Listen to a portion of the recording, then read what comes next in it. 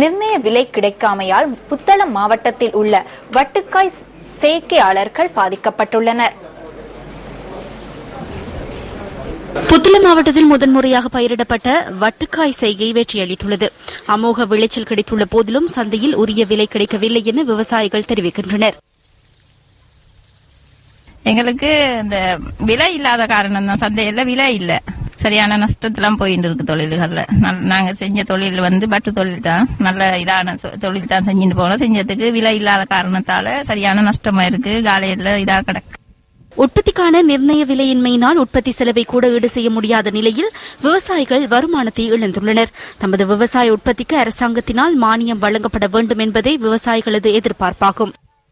இந்த அரசாங்கத்தால நல்ல மானியத்தை தந்தாத்தான் எங்களுக்கு தொழில்கள் செஞ்சு போய் தான் தொழில் செய்யறது. நாங்க வெள்ளாமைக்கு கொடுக்கறாங்க, இதுக்கு கொடுக்கறாங்க இல்ல. எங்களோட விவசாய இந்த தொழில்களுக்கு மரக்கரை தோட்டத்துகளுக்கு கொடுக்கறாங்க இல்ல. எங்களுக்கு நாட்டின் அபிவிருத்திக்கு பங்களிப்பாற்றும் விவசாயிகளின் நலனை கவனத்தில் கொண்டு அவர்களை ஊக்குவிப்பதற்கு அரசாங்கத்தினால் திட்டம் வகுக்கப்பட்டால் நாட்டின் எதிர்காலம் சிறப்பாக அமையும்.